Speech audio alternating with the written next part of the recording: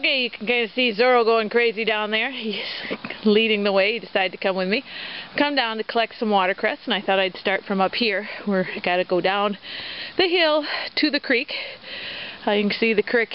A lot of people will talk about how, oh, the creeks freeze over. Well, they do and they don't. They kind of halfway freeze over, and then we have open spots.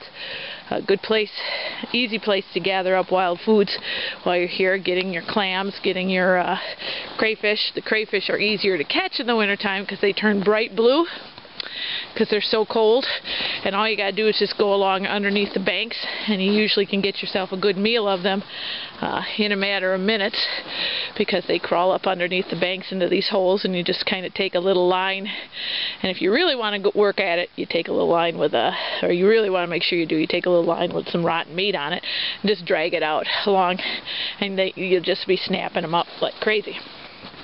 And I can, get a meal in just a little bit. And you can see that this is not uncommon for me to come down here. And this is for, I've taken video down here, I don't know how many times, but this is Whitestone Springs. Whitestone Springs is a sacred spring to the ancient people that used to come here, and there are still some members that come here. It is, you can't tell right now because it's under a couple feet of snow, but there are 5 white stones that circle the spring, and then going up the hill back here is there is a sacred bluestone trail that comes and goes to it. Blue is this color of community, and white is the color of sacred. So this is a sacred gathering place, or a sacred place for the community to come. It is pure water bubbling up straight from the earth. We have a lot of gravel, which you'll see as we get closer to the spring. You can see the stones and everything. It bubbles up through a gravel sand base, which acts as nature's filter. Very good place to come down and get a drink.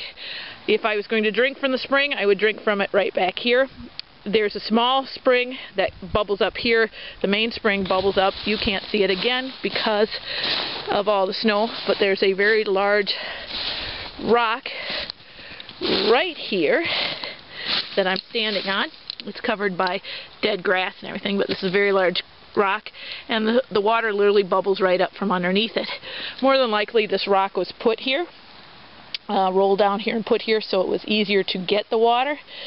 Let's see if I can find, it bubbles up, it switches bubbling depending on how it's coming up, but usually you can see some of the bubbles. Let me see, I got my good spring boots on, so let's see if I can find, oh, right here. If you look down in there, you can see the water is literally just bubbling up from the ground, and you can see the sand that is bubbling up through. Wisconsin has a lot of these. I have over 200 of them on my farm. I hate to say this because it's unscientific and it's just me talking, but I think I'm getting more and more of them, because I'll walk through an area and there won't be a spring, and I'll come back a month or so later and there'll be like 3 or 4 of them. So I don't know if our groundwater is rising. Even through the drought I was seeing this. A lot of our springs that would have gone dry in the drought did not go dry this year. So I'm wondering why the groundwater is rising.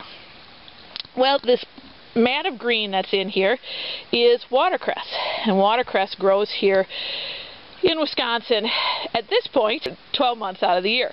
When I was younger, it grew about 10 months out of the year. Now it's about 12 months. We've had a cold winter this year, and sometimes when we get a super cold winter, it will die back. It did not this year. Now, the reason watercress can grow out of these springs is because this water that's bubbling up from the ground is bubbling up straight. It's coming up at between 45 and 55 degrees. So right here, the water can't freeze, which is why you can see there's ice down here on the creek and ice up there on the creek. But right here where the spring goes out onto the creek, it's not frozen, and that's because this 45 to 55 degree water is going straight out into the water and melting it, keeping it melted. So this is an ideal spot to collect watercress, and I'm going to go over the warnings before I even do anything else. Watercress is very good at absorbing the mineral content and the energy of the water around it. And if the water around it is polluted, and I'll show you where I won't gather. Yes. Oh, here's Zorro, in case everybody needs to know that. Look at that happy face. Happy face. He follows me down to collect watercress almost every time I come down. And this time of the year I come down actually quite a bit, because this is one of the few greens that we have. And in the middle of winter, greens, I don't care how much you may not like watercress, if you haven't eaten something green, this is amazing. It tastes it. The flavor of it in your mouth is just amazing. Anyway, as I was saying, watercress collects everything that is growing in the water, or that is flowing through the water. So out here, you can kind of see there's a little bit of green out here. This is in the stream itself. I would not collect from there, even though I know this stream. And I know I actually own its source. I own the source. I own most of the springs, and then what I don't, my family does. In fact, we own it all the way till about 30 feet before it enters into the Wisconsin River. Even though I know it, this does not mean that something bad can't happen in here. For all I know, a few hours ago, a deer fell into the water up here, died, and is now polluting the stream. So I don't know how safe that water is. This water here, I am pretty sure, because of where it is, because of the fact it's bubbling up right now, this water's turned over. You can see just how fast it's running out, so it's turned over by the minute. So I know that the water that's here now is different than the water that was here when I got here. So it is very fresh water. And so I'm not worried or concerned that this water is bad. And one of the biggest dangers about gathering watercress is something called the liver fluke. These liver fluke, they can lay their eggs into the watercress, and you can consume them.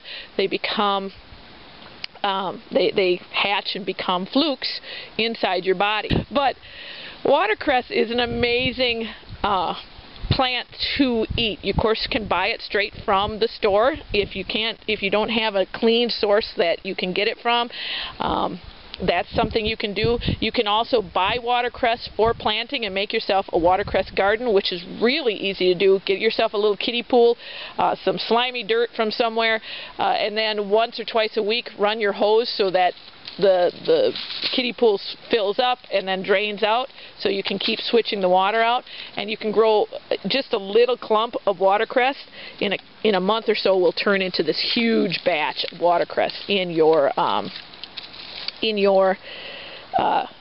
kiddie pool. And again, it is a healing source. The healing plant, amazingly good for you. The first thing that's known for is and the first and main thing right now that it's known for is it is a plant that is used to correct deficiencies. It is high in minerals. They can absorb all the nutrients they need from the air, from the water, and from the dirt, so they can get it from everywhere. And they're high in minerals that your bodies may need. They're high in vitamins that your body needs. And what it was originally brought over here for was a scurvy prevention. Scurvy is lack of vitamin C, and it really does a lot of damage to your system. And that's what it was brought over for first, but it also is good for pretty much all of the deficiency diseases, from scurvy to rickets to pellegra, all of them. This does not hurt to use. It's not only high in nutrition, but it's very easily digestible, meaning if you eat it, your body can get the vitamins out of it easily, very easily. Which is, some plants are really high in nutrients, but your body can't break it down. You actually have to start the breaking down process for it by cooking, by doing, by even fermenting it. But with watercress, you can eat it raw straight here. In fact, I will, as I'm gathering it, I'll eat a few leaves as I'm going along, and your body, it'll absorb readily into your body. Your body will know exactly what to do with it.